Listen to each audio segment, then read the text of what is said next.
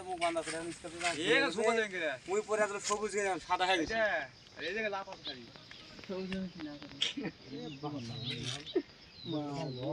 সাদা হয়ে গেছে সাদা হয়ে গেল কেন সাদাই তো বাদাই হোক আর কি বক্তব্য আছে গো কি বক্তব্য কি কদম মারা ফুরি হেলতেছে এত কেলি কদম মাছ দেখলে আমাদের কি ইচ্ছা করে না এখানে এসে কেমন লাগতেছে ভাই সেটা কোন কেলি কদম মাছ দেখতে ভালোই লাগছে সমস্যা নাই মানে এখানে এসে কেমন লাগতেছে ডাক্তার ভালো সাহেব লাগতেছে সে একবারে খুবই ভালো